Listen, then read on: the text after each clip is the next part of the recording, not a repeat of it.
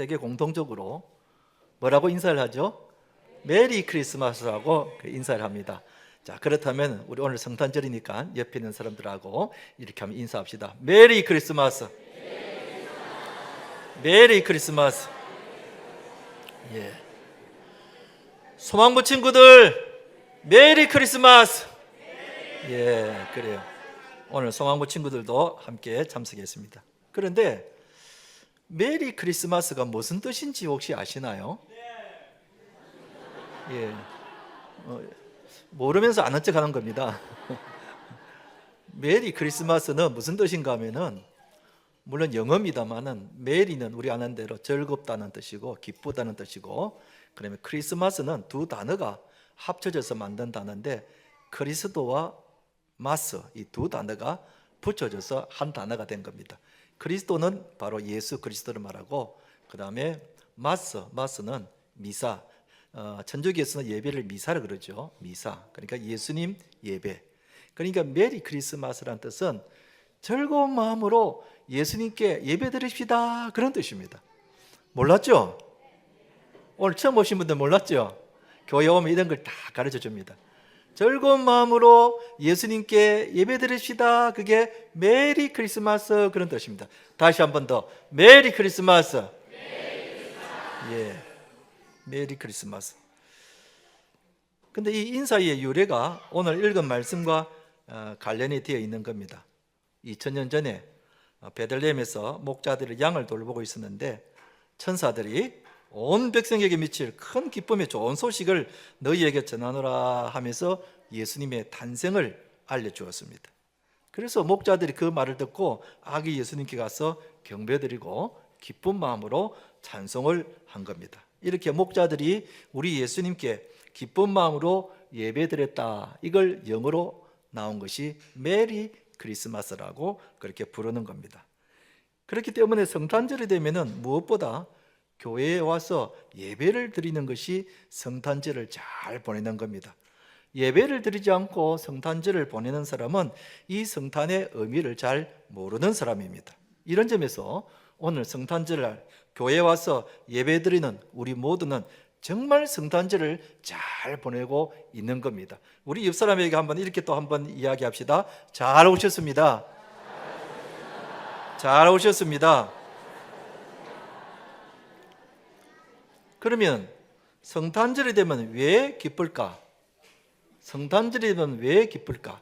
소망모 친구들, 이제 대답해 보세요. 성탄절이 되면 왜 기쁠까요?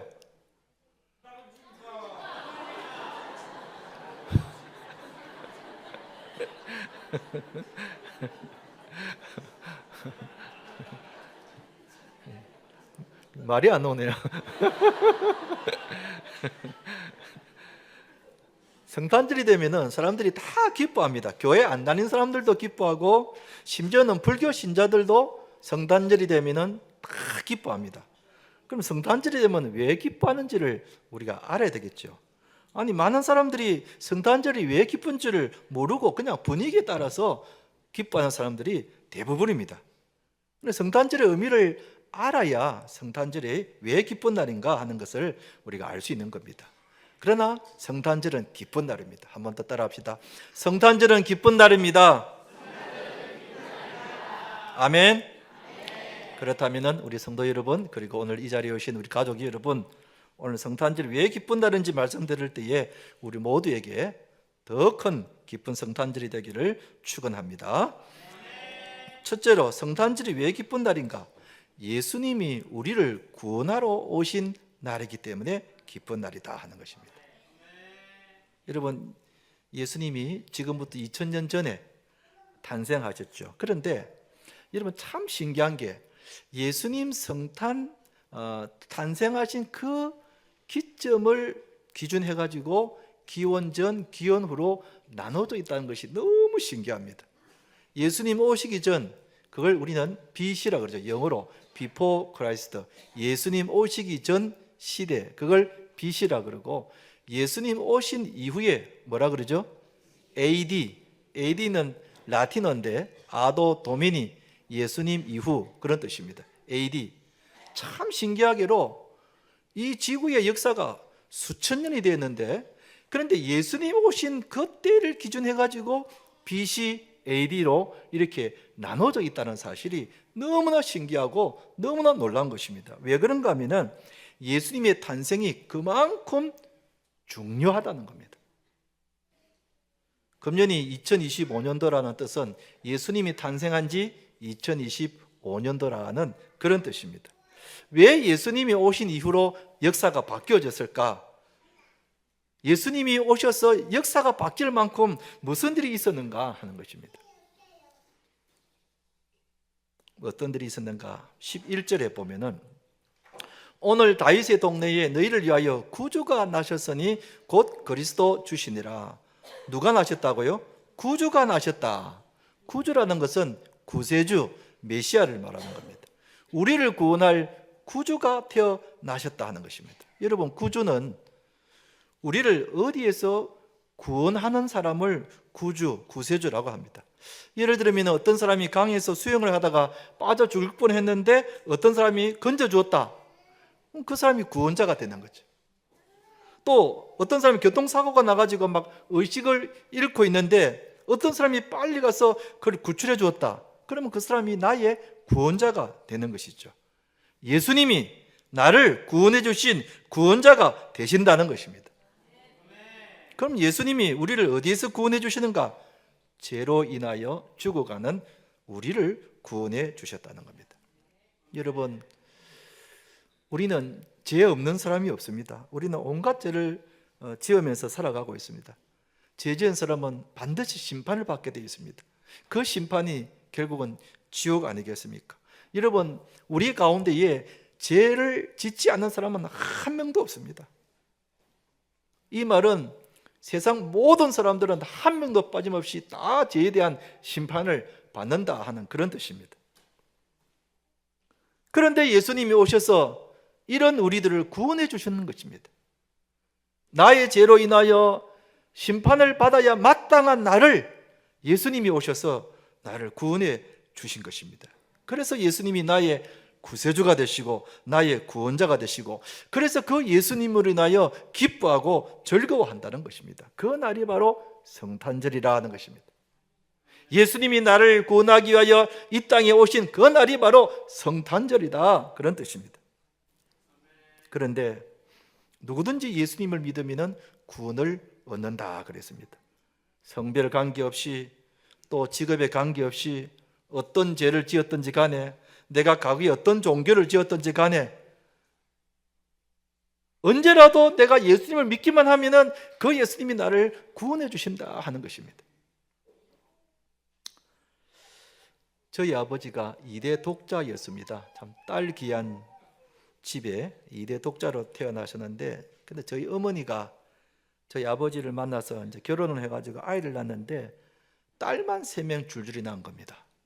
요즘 딸 낳으면 좋아하지만은 벌써 60년 전이니까 딸을 쭈루미 3명 낳은 겁니다. 아들 귀한 집에, 2대 독자 집에 시집을 왔는데 아들을 못 낳고 딸만 쭈루미 3명 낳았으니까 우리 어머니가 안 되겠다 싶어가지고 어디 갔는가 하면은 절에 간 겁니다.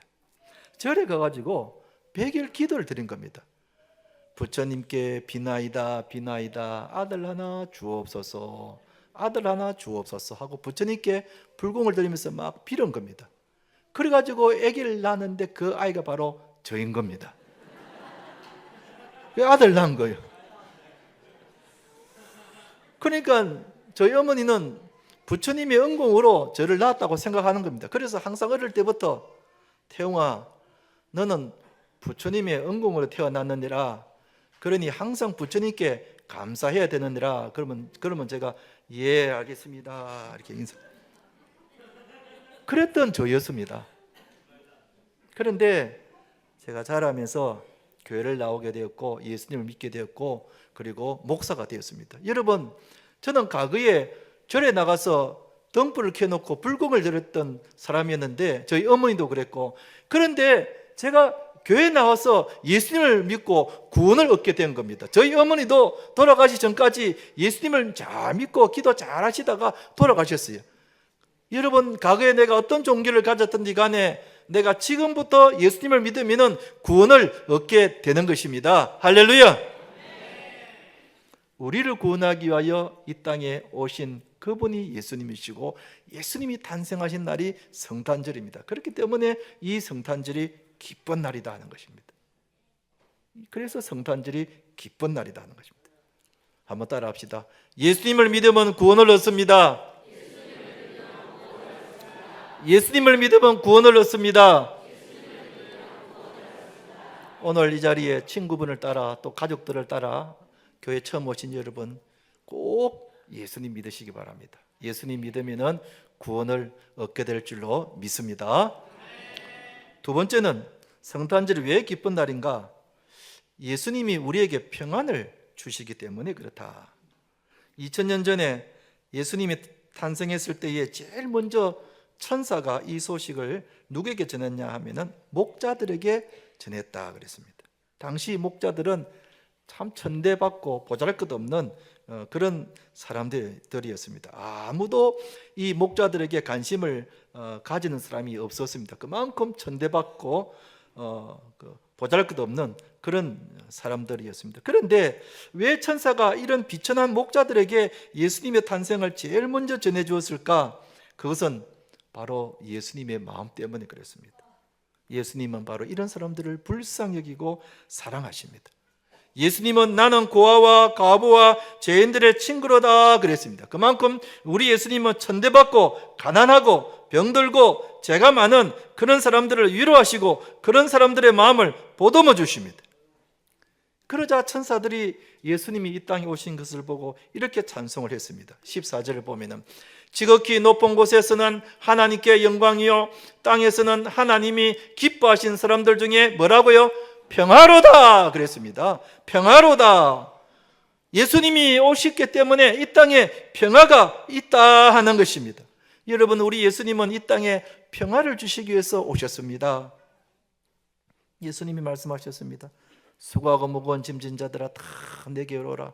내가 너희를 쉬게 하리라. 평안을 너에게 주노니 세상이 줄 수 없는 평안을 너에게 주노라. 여러분 가운데 지금도 마음에 평안이 없고 늘 걱정 근심이 있고 불안하고 때로는 우울증에 빠져 있고 두려움에 있고 그런 분들이 계실 겁니다. 여러분, 예수님을 믿으면은 예수님이 우리의 마음속에 평안을 주십니다. 아멘.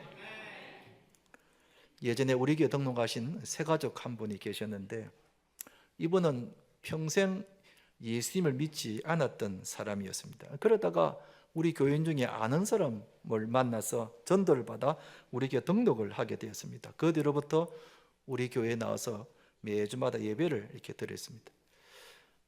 등록한 지 몇 달이 지난 후에 우연히 교회에서 이렇게 마주치게 됐는데 그분이 저한테 이렇게 이야기하는 겁니다. 목사님, 제가 교회 나고 난 뒤부터는 마음이 참 편해졌습니다. 전에는 막 온갖 길로 막 걱정이 있고 막 근심이 있고 어떤 때는 막 잠도 못 자고 그랬는데 교회 나고 난 뒤부터는 마음이 편해져가지고 잠도 잘 자고 그렇게 됐습니다. 내가 진짜 교회 나올 건데 그러면서 교회를 나고 난 뒤부터 마음이 그렇게 편안해질 수가 없었다는 것입니다. 그래서 제가 그랬죠. 어르신, 예수님이 어르신의 마음속에 계시기 때문에 그 예수님 때문에 마음이 편안해지는 겁니다. 좋은 현상입니다.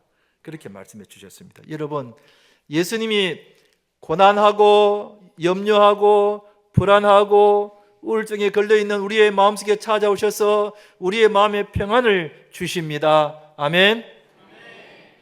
그래서 성탄절이 되면 기쁜 겁니다.